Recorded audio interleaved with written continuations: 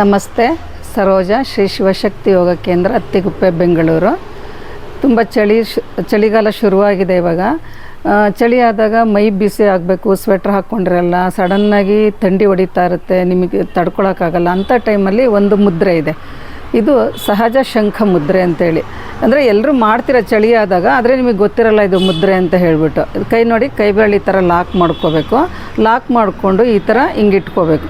ಈ ಥರ ಹಿಂಗೆ ಇಟ್ಕೊಂಡು ಕೂತ್ಕೊಂಡಾಗ ಏನಾಯ್ತು ನೋಡಿ, ಈ ಥರ ಹಿಂಗೆ ಲಾಕ್ ಮಾಡ್ಕೊಂಡು ಹಿಂಗೆ ಇಟ್ಕೋಬೇಕು. ಈ ಥರ ಕೂತ್ಕೊಂಡಾಗ ನಿಮಗೆ ಮೈ ಬಿಸಿ ಆದಂಗೆ ನಿಮ್ಗೆ ಅನುಭವಕ್ಕೆ ಬರುತ್ತೆ. ಉಸಿರಾಟ ಚೆನ್ನಾಗಿ ನಡೀತಾ ಇರುತ್ತೆ. ನಿಮಗೆ ಉಸಿರಾಟ ಕಷ್ಟ ಆಗ್ತಾ ಇರುತ್ತೆ, ತುಂಬ ಚಳಿ ಆಗ್ತಾ ಇರುವಾಗ ಈ ಥರ ಇಟ್ಕೊಂಡು ಕೂತ್ಕೊಂಡಾಗ ನಿಮ್ಮ ಶರೀರದಲ್ಲಿ ಶಾಖ ಉತ್ಪತ್ತಿ ಆಗುತ್ತಲ್ಲ, ಆಗ ಉಸಿರಾಟದ ಕ್ರಿಯೆ ಚೆನ್ನಾಗಿ ಬರ್ತಾ ಇರುತ್ತೆ. ಇದನ್ನೆಲ್ಲರೂ ಮಾಡಿ ಸಿಂಪಲ್ಲಾಗಿರೋದು ತೋರಿಸ್ತಾ ಇದ್ದೀನಿ. ಚಳಿಗೆಲ್ಲರೂ ಉಪಯೋಗಿಸ್ಕೊಳ್ಳಿ, ಬೇರೆಯವ್ರಿಗೂ ಶೇರ್ ಮಾಡಿ. ಎಷ್ಟೊಂದು ಆಕ್ಯುಪ್ರೆಷರು ಈ ಥರ ಮುದ್ರೆಗಳೆಲ್ಲ ತೋರಿಸಿದ್ದೀನಿ, ಅದ್ರ ಉಪಯೋಗ ಪಡ್ಕೊಳ್ಳಿ, ಬೇರೆಯವ್ರಿಗೂ ಶೇರ್ ಮಾಡಿ. ಇದು ಯೂಟ್ಯೂಬ್ ಚಾನಲಲ್ಲಿ, ಇನ್ಸ್ಟಾಗ್ರಾಮಲ್ಲಿ, ಫೇಸ್ಬುಕ್ಕಲ್ಲೆಲ್ಲ ಇದೆ ಉಪಯೋಗಕ್ಕೆ ಬರೋಂಥದ್ದೆಲ್ಲ ಮುದ್ರೆಗಳು, ಪ್ರಾಣಾಯಾಮಗಳು ಎಲ್ಲನೂ. ಅದೆಲ್ಲರೂ ಉಪಯೋಗ ಪಡ್ಕೊಳ್ಳಿ, ಎಲ್ಲರೂ ಆರೋಗ್ಯವಾಗಿರಿ. ನನಗೆ ಗೊತ್ತಿರೋದು ನಿಮಗೆ ಶೇರ್ ಮಾಡ್ತಿದ್ದೀನಿ, ನೀವು ತುಂಬ ಜನಕ್ಕೆ ಶೇರ್ ಮಾಡಿ, ಎಲ್ಲರೂ ಆರೋಗ್ಯವಾಗಿರಲಿ ಅನ್ನೋದೇ ನನ್ನ ಉದ್ದೇಶ. ನಮಸ್ತೆ.